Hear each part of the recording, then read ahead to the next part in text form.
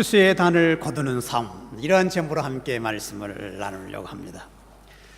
우리나라의 그 역사와 이스라엘 역사를 비교해 보면 잦은 그 이웃 나라에 침입을 당하는 아주 비슷한 역사를 갖고 있지만 또 대조적인 것을 볼 수가 있습니다.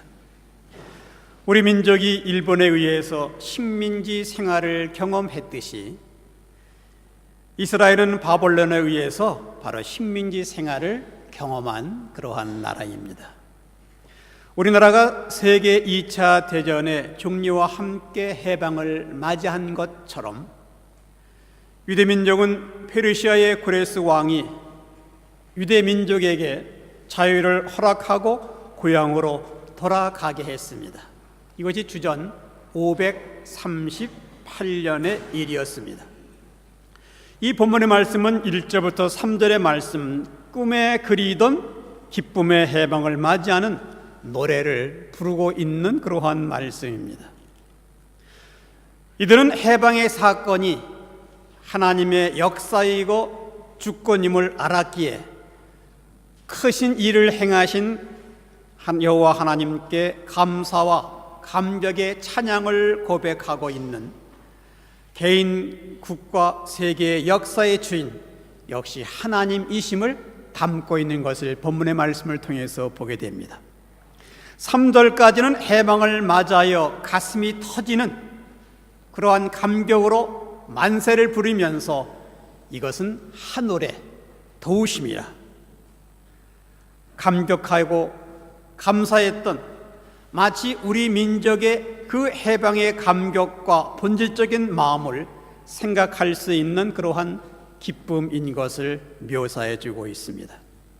그러나 억압에서 자유를 맛보는 조국의 해방 같았지만 이스라엘과 우리의 나라의 그 미래를 지향하는 꿈은 달랐던 것을 우리는 보게 됩니다.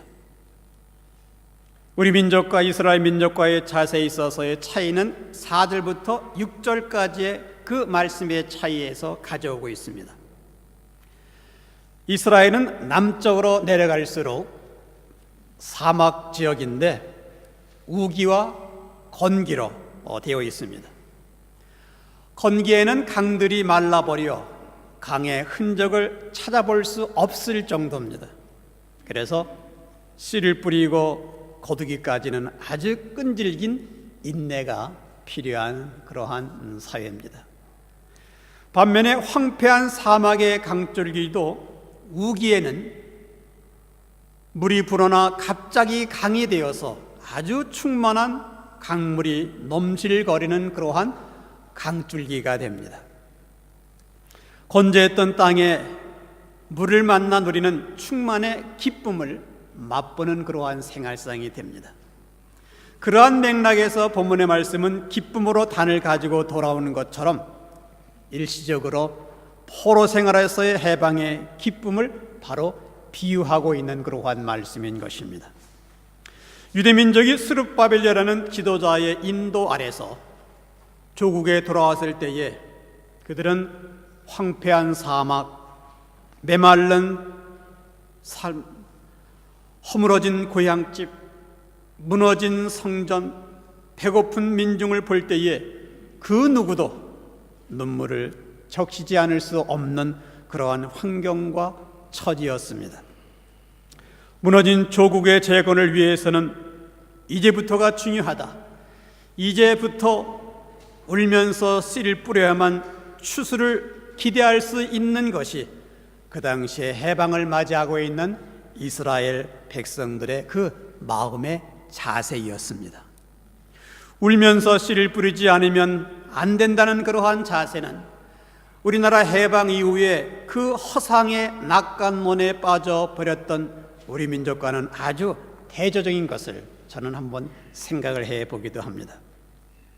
일본의 억압에서 해방을 맞이한 한국 민족에게는 다시 나라를 세워야 한다는 재건의 결단보다도 해방 이후에 낙원을 누가 지배할 것인가 하는 정치적인 욕망이 더 크게 민족사를 지배하고 있었던 것으로 생각이 되어지기도 합니다.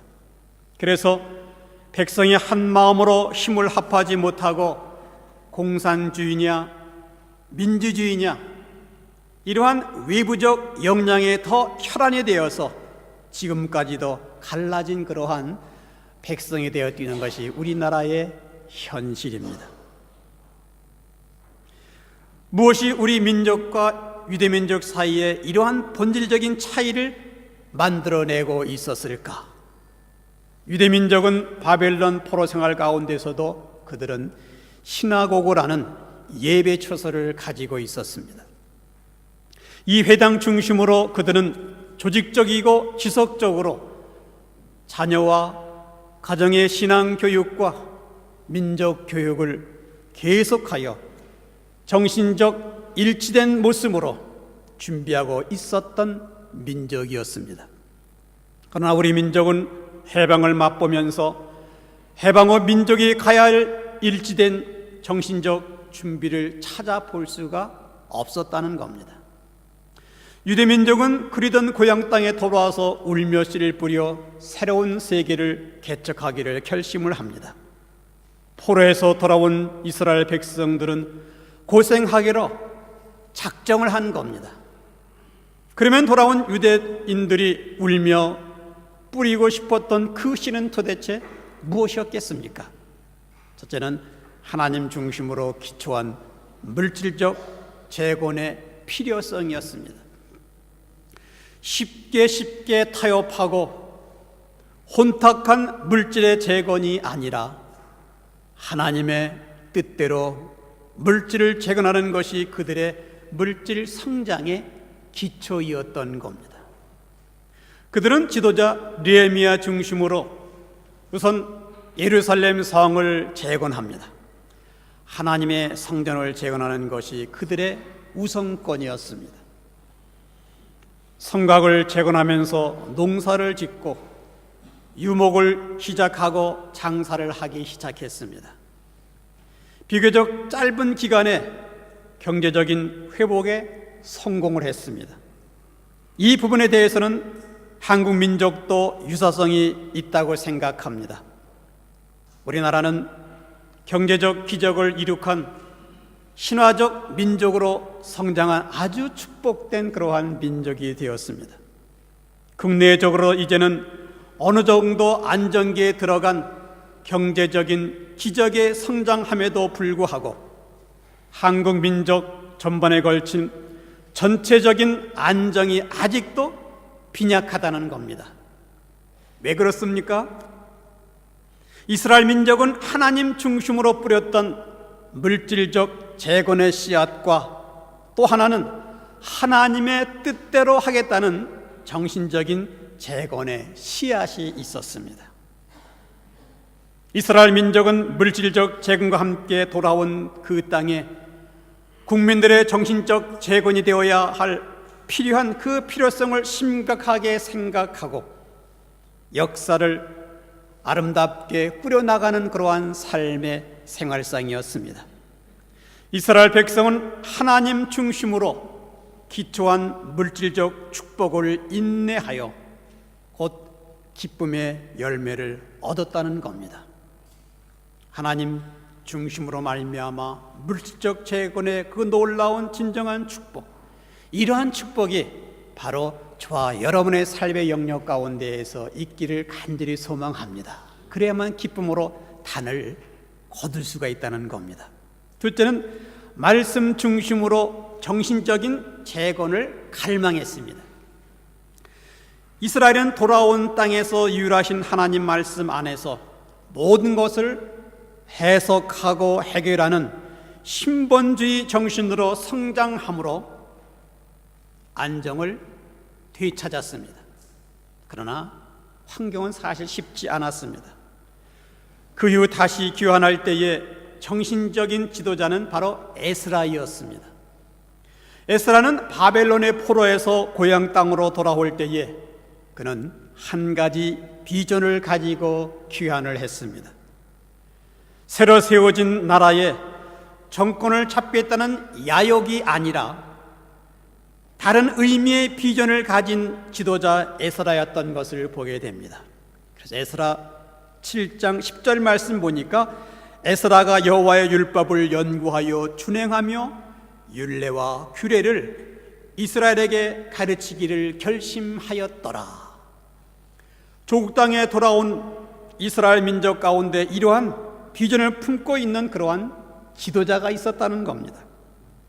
요즘 한국 국회같이 국가의 이익과 국민의 복지를 위해서가 아니라 정당 쟁탈전으로 한 판을 잡아야 되겠다는 그러한 정권에 대한 야망, 이러한 수준이 아니었던 것을 보게 됩니다.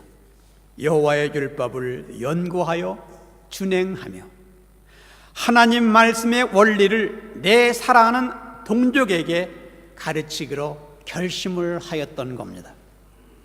내 사랑하는 민족에게 하나님의 말씀이 필요합니다. 진리의 그 말씀 앞에 순종하는 민족이 되어야겠습니다. 결국 나라를 빼앗긴 민족사 비극의 그 배후에는 창조주 하나님께 불순종과 잘못 살아온 우리들의 생활 때문이기에 새로 재건되는 조국에서는 무엇보다도 하나님의 말씀을 가르쳐야 되겠다는 것이 바로 에스라의 심정이었던 것을 보게 됩니다. 말씀의 비전을 가지고 말씀으로 사랑하는 국민들을 정신적으로 재건하기 원하는 이 열망을 품고 있는 지도자 에스라가 바로 그 당시에 있었다는 것은 참 축복이었던 것을 볼 수가 있습니다. 사실 비전이 있어도 국민들이 따라주지 않으면 아무 소용이 없습니다. 오늘 예배의 말씀을 통하여 에스라가 하나님의 말씀을 선포할 때에 하나님 말씀대로 따라서 살기를 결심했던 그 시대에 이스라엘 민족을 다시 한번 주목하고 우리의 믿음을 통하여 이 시대를 볼 수 있는 그러한 모습이 저와 여러분의 모습 되기를 간절히 소망합니다. 말씀 중심으로 다시 한번 정신적으로 재건할 때에 추수의 아름다운 단을 가지고 돌아올 수 있기 때문입니다. 세 번째는 하나님 말씀에 따라 인내로 살기로 결심했다는 겁니다. 에스라가 말씀을 따라 새로운 삶을 도전할 때에 이스라엘 백성들은 인내로 말씀에 따라 살겠다는 결심으로 영적 부흥을 가져왔던 겁니다. 그것이 수문 앞 광장의 부흥입니다. 느헤미야 8장 1절 말씀 보면은 학사 에스라에게 여호와께서 이스라엘에게 명하신 모세의 율법책을 가지고 오기를 청하매 말씀을 사모하는 백성의 자세를 6절에서 보니까 에스라가 광대하신 하나님 여호와를 송축하며 모든 백성이 손을 들고 아멘 아멘 응답하고 몸을 굽혀 얼굴을 땅에 대고 여호와께 경배하였더라. 읽어지는 말씀 하나하나에 아멘 아멘 하면서 하나님 말씀 앞에 엎드려 경배하는 이스라엘 백성들의 그 진지한 자세를 저와 여러분의 신앙의 그 자세와 한번 비교를 해 보시기를 바랍니다. 9절 말씀 보니까 백성이 율법의 말씀을 듣고 다 우는지라 하나님 말씀을 통하여 그들의 죄가 폭로되고 거룩하신 하나님 앞에서 자기의 모습을 보자 사람들은 말씀 앞에 엎드려 울며 통곡하는 진지한 영성의 반응을 보게 됩니다. 하나님의 말씀을 낭독할 때 듣기만 해도 하나님의 음성으로 들을 줄을 알았던 이 영성, 이것이 새롭게 시작하는 이스라엘 민족의 역사이었던 것을 보게 됩니다. 그 당시의 사건을 좀 더 이해하려면 에스라 10장 1절 말씀 보니까 에스라가 하나님의 전 앞에 엎드려 울며 기도하여 죄를 자복할 때에 많은 백성이 심히 통곡하며 이스라엘 중에서 백성의 남녀와 어린아이의 큰 무리가 그 앞에 모인지라 그들은 죄를 자복했습니다. 말씀을 어기고 잘못 혼합된 삶을 살아왔던 과거를 고백하면서 어른부터 어린아이에 이르기까지 이제는 하나님께서 새로운 소망을 주시기를 기대하면서 간구했던 그들의 영적 생활상이었습니다. 3절 말씀 보니까 우리 하나님과 언약을 세우고 율법대로 행할 것이니이다.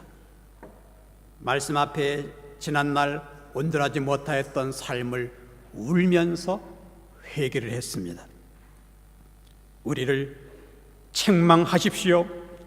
우리가 이 말씀을 따라 살 것입니다. 우리가 우리의 삶을 고칠 것입니다. 이것이 돌아온 이스라엘 백성들의 영광스러운 재건의 삶의 모습이었던 것을 우리는 이 성경 속에서 볼 수가 있습니다. 다시 말하면 그들의 비극적인 과거, 빼앗겼던 과거를 바라보며 비극의 원인을 회개하는 회개 운동과 함께 그들은 새로운 역사를 시작했던 겁니다. 잘못했으면 당연히 징계는 받아야만 됩니다. 회개를 해야만 됩니다.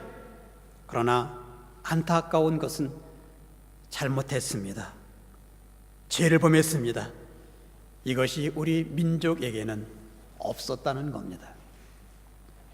개인적으로 우리 개인의 잘못을 하나님과 대면하며 회개하지 않고 이것을 남 때문이라고 탓하고 분노하고 강팍한 마음을 갖고 살아오는 그러한 현실들입니다. 우리는 우리 민족을 지켜봤던 일본을 적개심 갖고 살아온 그러한 민족의 역사성을 가지고 있습니다.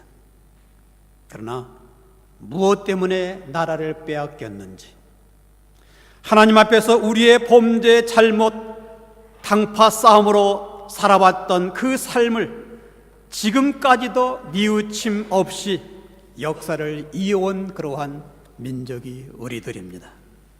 왜 분단해서 통일이 이루어지지 않고 있습니까? 하나님이 보시는 재건과 통일의 역사를 우리가 보지 못하고 우리의 의지대로 경제, 정치, 이념으로 통일을 하려 하기 때문에 이러한 현실이 기적적으로 진행되고 있습니다. 믿는 저와 여러분들이 하나님께서 역사를 하시도록 회개하고 기도할 때에 우리나라는 민족 통일의 놀라운 역사가 성경 통일로, 복음 통일로 이루어지기를 간절히 매일 새벽 제단마다 기도하고 있습니다. 요즘 우리나라의 경제는 많이 부흥했습니다. 그러나 경제의 부흥에 동반되어야 할 인격적, 도덕적 부흥이 우리 역사 안에 동반되지 못하는 비극이 있다는 겁니다. 고도 경제 성장의 배후에는 비인간화가 되어가며 경쟁을 치닫고 있는 교육은 어머니를 살해까지 하는 인간의 쇠감과 도덕적인 타락과 성적인 환경의 오염으로 점점 부작용이 폭발로 자살, 살인이 많이 늘어나고 있는 그러한 사회 문제입니다. 우리가 물질적인 번영을 추구하는 것이 잘못된 것이 아닙니다. 우리는 잘 살아야만 됩니다. 많은 수익성도 있어야만 됩니다. 그러나 물질적 번영과 함께 우리가 살아야 할 진정한 가치관이 동반되지 않는다면 어떻게 사는 것이 인간답게 사는 것이고 하나님 자녀답게 사는 것인가를 우리의 후대들이 올바른 가치관에 입각해서 사람답게 사는 것인가를 이러한 삶의 기승이 없는 그러한 현실은 자신도 모르는 사이에 자신이 부패하며 사회가 부패하는 그러한 현실로 치닫고 있는 그러한 모습들입니다. 11월 25일 날 한국뉴스에 살인사건, 전국 1등 강요당한 고3 모친 살해하고 8개월 방치, 서울대 법대를 가야 한다, 전국 1등을 해야 한다, 5년 전 아버지가 가출한 뒤 어머니 박모 씨와 함께 살았던 고교 3학년 지모군은 1등만을 강요하는 어머니의 잔소리에 시달렸다. 어머니가 무서워 성적표를 위조하기도 했던 지구는 결국 폐륜을 저질렀다. 지난 3월 13일 어머니를 흉기로 살해했던 지구는 어머니의 시신을 8개월간 안방에 두고 아무 일 없는 듯 학교를 다녔다. 지구는 24일 전속 살해 혐의로 경찰에 구속됐다. 경찰 관계자는 지구는 어머니를 살해한 일보다 범행이 발각나 친구들과 헤어지게 되는 것을 더 괴로워하는 것처럼 보였다고 말했다. 전문가들은 이 사건이 과중한 대입 스트레스에 시달리는 모자 간의 갈등이 극단적인 형태로 표출된 것이라고 분석한다. 신의지 연세대 소아과 정신과 교수는 부모의 강요로 공부에 매달리게 되는 아이들은 부모에게 적개심을 갖게 될 가능성이 크다고 말했다. 이 시대는 더욱 신앙으로 키워야 할 만 자녀들의 가치관이 올바르게 되는 시대라고 우리에게 그 단면을 보여주고 있는 그러한 모습입니다. 부모들의 삶에 모범을 보이지 못하면 자녀들은 어디에서 삶을 배울 수가 있단 말입니까? 공부를 잘하는 아이를 만드는 부모보다 부모끼리 잘 사는 것을 보여줄 수 있는 부모가 될 때에 자녀들은 비로소 안정을 누리고 교육의 열매에 전진할 수 있다고 봅니다. 집 나간 아버지, 잔소리하는 어머니, 깨어진 부모 모습에서 지식 공부를 가르칠 수 있을지는 몰라도 어머니를 살해하는 비윤리적인, 비도덕적인 것, 이것을 부모가 가르칠 수 없었다는 그러한 현실입니다. 가정은 학교 성적보다 더 중요한 믿음과 윤리의 인생 교육 현장이 되어야만 합니다. 우리는 가정신앙 본질에는 무관심한 채 외향적인 교육에만 매달리고 있는 그러한 부모들도 많이 볼 수가 있습니다. 기독교 신앙 본질은 나와 내 가족이 거듭난 생활을 하고 있는가, 하나님과 올바른 관계를 맺고 있는가, 이것이 바로 우리 가정의 질문들입니다. 살아계신 하나님 앞에 얼마나 하나님의 자녀다운 인격으로 내가 예수를 믿었다는 그러한 사실 때문에 삶이 변하고 인격이 변하는 진지한 성숙이 내 삶 속에서 나타나고 있는가를 한번 여러분 진단해 보시기를 바랍니다. 일주일에 주일 하루가 아닌 매 순간마다 하나님의 그 정직성 앞에 내 삶의 정직을 그대로 보여드리면서 살아가고 있는 그러한 모습이 되기를 바랍니다. 말씀은 선포되지면 이 말씀에 대한 응답이 없는 모습 속에서 신앙과 생활이 따로 지내고 있는 그러한 현실이라면 무엇을 바꾸고 무엇을 변할 것인지 자신에게 한번 여러분 물어보시기를 바랍니다. 신앙인으로서의 말씀의 응답이란 무엇을 이야기하고 있는 것입니까?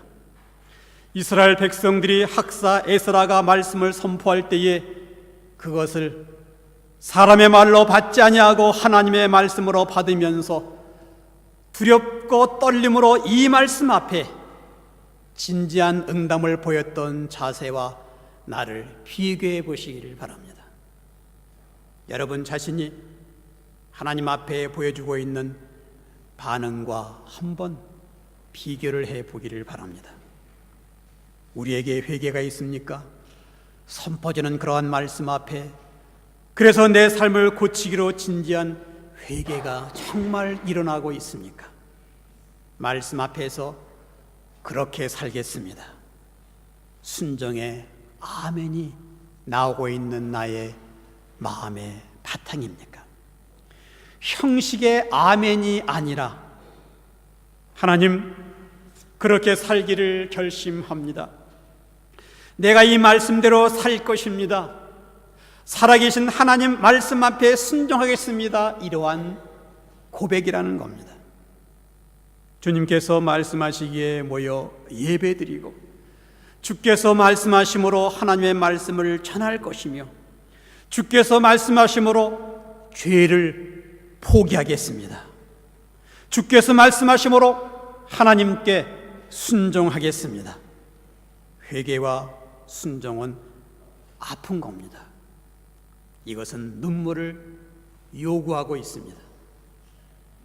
그러나 울며 씨를 부리지 않는 이상 우리는 기쁨으로 단을 가지고 들어올 수가 없습니다. 많은 교회가 세워졌고 말씀이 선포되어짐에도 불구하고 불신자들이 성도를 인정하지 못하는 이유가 도대체 무엇입니까? 그것은 우리의 생활 속에서 변화를 그들이 보지 못하고 있다는 겁니다. 결국 말씀을 받은 우리의 마음의 밭은 비유의 말씀에서 나타난 것처럼 말씀의 씨가 떨어진 우리들의 마음밭에 눈물을 뿌려 옥토밭이 되는 그러한 시간과 훈련이 필요하다는 겁니다. 말씀을 받는 좋은 땅이 우리에게서 결핍되어 있습니다. 무엇이 좋은 땅이라고 말씀하고 있습니까? 말씀을 듣고 들을 뿐만 아니라 지키어 인내함으로 말씀의 열매를 맺는 성도입니다. 하나님의 말씀이 선포되는 이 말씀 앞에 자기의 영적인 상태를 바라면서 여러분 고민해 보신 적이 있으십니까?